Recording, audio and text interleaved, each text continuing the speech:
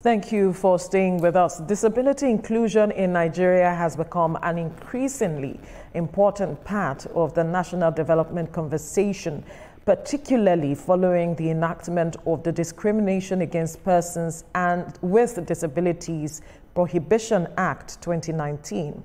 In a bid to enhance the inclusivity of the people with disabilities, Project Enable Africa is set to launch its 2024 National Disability Inclusion Report, a comprehensive landscape report mapping disability inclusion across key areas: policy, education, health, employment, and social protection. Now, it aims to shine a light on gaps, progress, and opportunities to strengthen disability governance in Nigeria by capturing real data and lived experiences. The report serves as an advocacy tool for government, private sector, civil society, and development partners to take coordinated action that ensures persons with disabilities are fully included in all aspects of national life.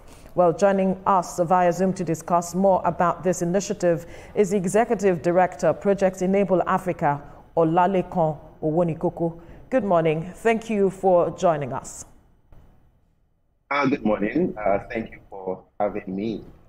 Now, when late former President Muhammadu Buhari in 2019 assented to that bill that became an act talking about the prohibition of discriminations against persons with disabilities, a lot of persons felt that that will bridge the gap that we have been witnessing in that area. Talk to us from your perspective, what went wrong regarding that act's implementation and the gaps that we are such that we are still witnessing gaps when we are talking about inclusion regarding the rights of persons living with disabilities.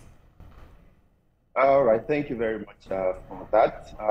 I wouldn't say that something went wrong. I would just say that there's just been so low implementation of, that act across different sectors.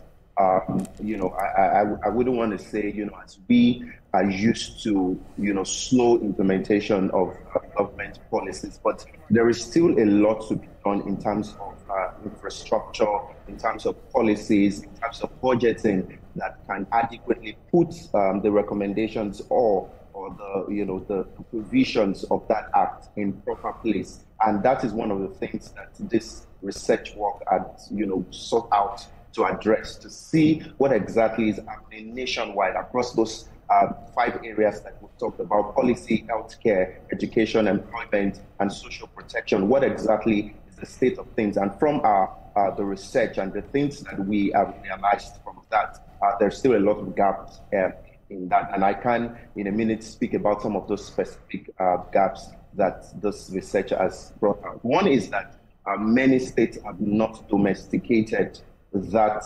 disability law, disability act in their state. And that means that concrete actions cannot be taken at the state level when it comes to that act if it is not, domesticated into a state law, which is, as at the time of this report, only about 23 states have actually, enacted that law in their states. There are gaps as it regards infrastructure, right? Many public facilities are still accessible for persons with disabilities. There is still only about 1% of persons with disabilities are employed in the formal sector, with about 90% unemployed. That is practically unacceptable. That is a wide gap, right? So healthcare facilities are not yet tailored to the specific needs of persons with disability, and a whole lot of other things that are happening in that, that found out with this research. This comes down to the fact that enough work has not been done nationwide in terms of the implementation and enforcing, the recommendations and the provisions of the act in Nigeria. All right, and things like this, it's always good to include our policymakers in decision makings when it comes to this. And how can policymakers use this report to make practical and measurable changes in the situation? Yeah, it's important for policymakers to be aware of the reality of what exists in the country. And this is one of the things that this report provides them to see a sort of mapping of where the issues are, what are the gaps, like some of the things that I've mentioned. For example, there is a geographical disparity in terms of the rate of inclusion.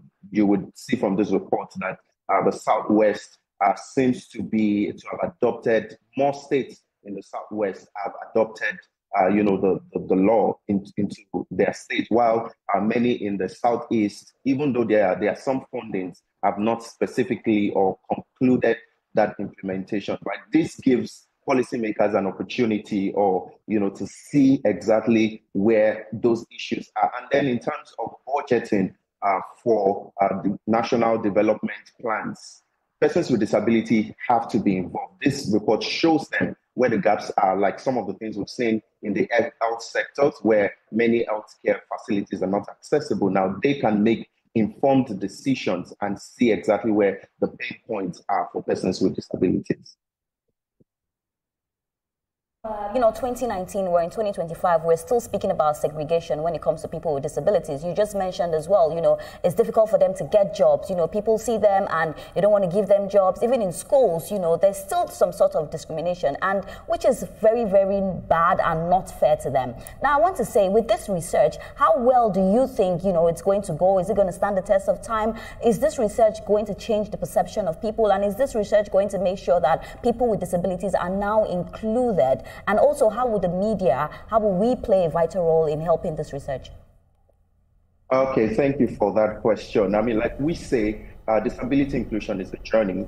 We are not where we started from. While there is still a lot of things to be done, but one of the things that we, sought out with this report is to at least provide the data, so that people are informed, not just the public sector, the private sector, CSO organizations, and development partners can see exactly where the focus needs to be.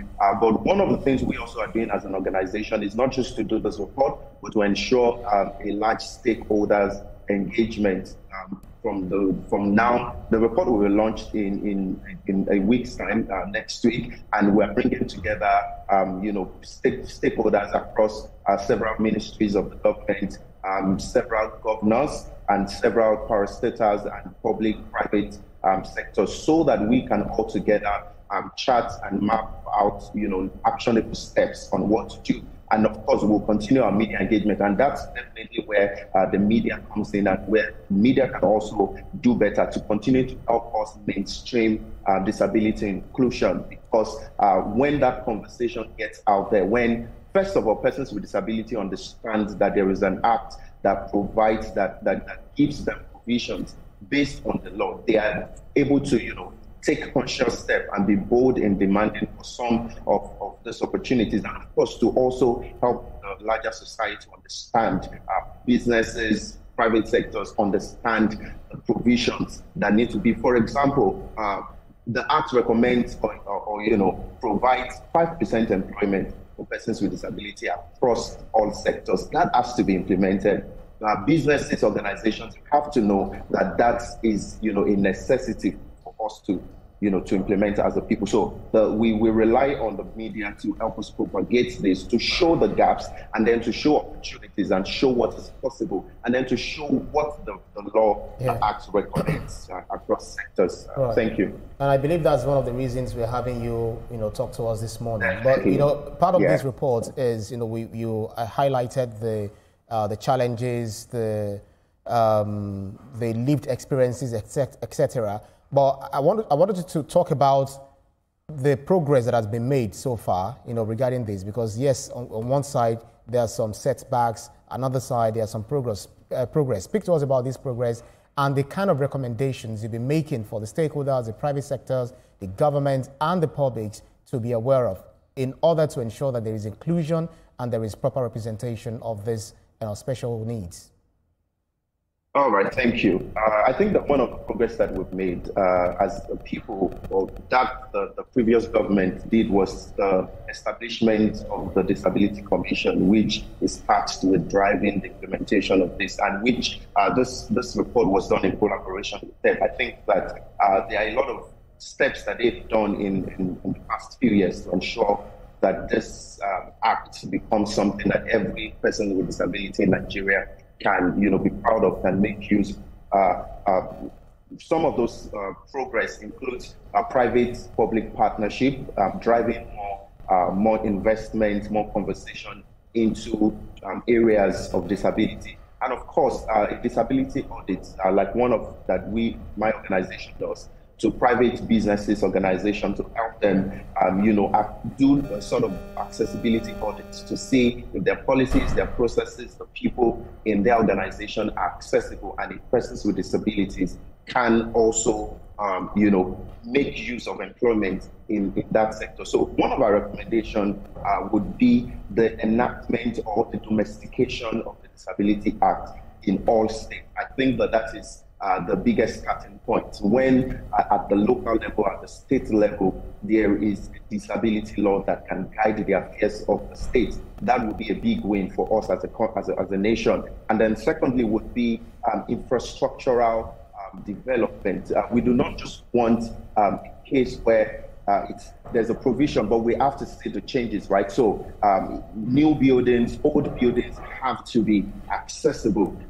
Thirdly, I would speak about when the plans are made, developmental plans are made across the nation, the disability inclusion should not be an addendum, should not be something we bring in after all the plans are made. There has to be provision for inclusion from the set goals. When state budgets, national budgets are made, when developmental plans are made, when projects are made, disability inclusion has to be there. Persons with disabilities have to be involved from the set, so that all areas of the plans can accommodate disability inclusion. And finally, there has to be investment in education. Our teachers, our schools need to be supported to be able to serve persons with disabilities. And the healthcare sector has to get that kind of investment also to ensure that healthcare spaces, healthcare services are completely accessible for persons with disability. And these are the recommendations we have to drive policy and drive change. Quickly, before we let you go, you talked about domestication, and I'm wondering what the level of engagement with state governments have been, how receptive they have been towards this matter of domestication, if you have initiated conversations with them. Yes, from my own organization, from the Disability Commission, and then from the Joint National Association of Persons with Disability, a lot of conversations go hand in hand with state governments in implementing this. I know several states actually have done a good number of, they've made progress in terms of this. Personally, in our organization, we are working with a state to ensure to help facilitate, and a lot of other states are coming in. So yes, there's a progressive conversation and engagement with state government, and that's why we're doing this, so that we can also drive their will to enact this, their will to ensure that this becomes possible for the rest of the states that are not yet, having a disability law. Absolutely. We'll leave the conversation there now. Thank you so much, Executive Director, Project Enable Africa, Olalekan Owonikuku, for your time on the program. Thank you very much.